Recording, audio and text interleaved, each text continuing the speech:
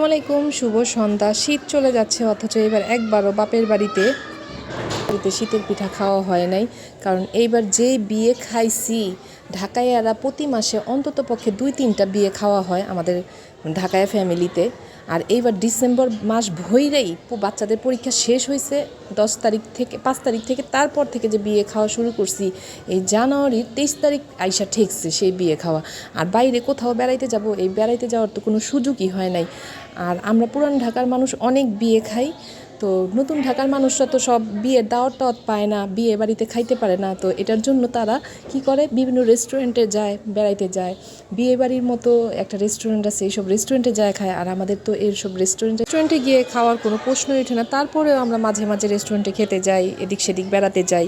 তো যাই হোক, বিয়ের দাওয়াত তো আর খালি হাতে খাওয়া যায় না। এই এদের বিশেষ একটা গুণ, যেটা নিউ ঢাকার মানুষদের মধ্যে এই গুণটা নাই। খাওয়া মানে যে খালি হাতে খাওয়া সেটা না, বিয়ের দাওয়াত খাওয়া মানে একটা ভালো অ্যামাউন্টের সালামি দিয়ে তারপরে বিয়ের দাওয়াতটা খেতে হয়। যাক, এবার বিয়ের দাওয়াত খাওয়া শেষ। তারপরে ভাইয়া হচ্ছে, আমার বড় ভাই হচ্ছে পিঠের দাওয়াত দিল। তো একদিনেই ভাবি 3টা পিঠে বানায় খাওয়াইলো। একটা হচ্ছে পুলি পিঠা, তারপরে হচ্ছে দুধে ভিজানো চিতই পিঠা, তারপরে হচ্ছে পাটিসাপটা পিঠা খাওয়ানো হলো। আমার ছোট ভাইয়ের বউ আর বড় ভাবি দুইজনে মিলে পিঠা বানাইতেছে, আর আমি ওদের সামনে বসে বসে কথা বলতেছি আর ভিডিও করতেছি, সুন্দর করে ভিডিও করতেছি।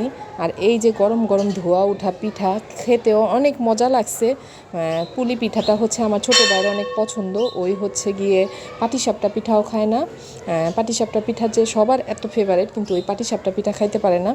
ওই হচ্ছে ভাপা পিঠা, পুলি পিঠা আর ভিজা পিঠাটা পছন্দ করে। তো এই আমাদের পছন্দ কথা চিন্তা করেই ভাবি সব পিঠা একসাথে আয়োজন করছে। আর এটা হচ্ছে ভিজা পিঠাটাও অনেক টেস্ট হয়েছে, পাটিসাপটাটাও অনেক টেস্ট হয়েছে। আর আমরা সন্ধ্যার সময় সবাই, আলিফের বাবাটি আবার সন্ধ্যার নাস্তা নিয়ে গেছে সবার জন্য। আর আমরা নাস্তার সাথে সবাই পিঠাও খেলাম।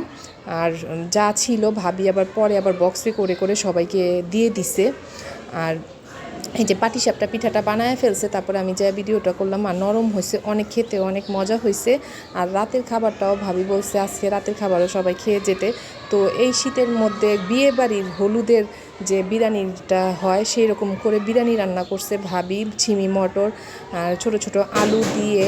অনেক মজা হয়েছে বিয়ে বাড়ির মতো। আমার মামাতো ভাই তো বলতেছে যে ভাবি তুমি ঢাকাইয়া হলুদে যে বিয়ে বাড়ির বিরিয়ানিটা হয় সেই রকম টেস্ট হয়েছে, খুব মজা লাগছে। সবাই মিলে একসাথে বইসা দস্তাখান বিছায় সবাই মিলে একসাথে খাওয়া দাওয়া করাটা মজাই আলাদা। আর ভাই বোন সবসময় একসাথে মিলেমিশে থাকলেই ভালো। আমার মা মরে গেছে, কিন্তু পরপারে গিয়ে আমাদের ভাই বোনের এই মিল দেখে সে হয়তো বা অনেক খুশি যে আমরা এখনও মিলেমিশে আছি। আর আমার ভিডিওটা কেমন লাগলো অবশ্যই লাইক, কমেন্ট, শেয়ার করবেন। আল্লাহ হাফেজ।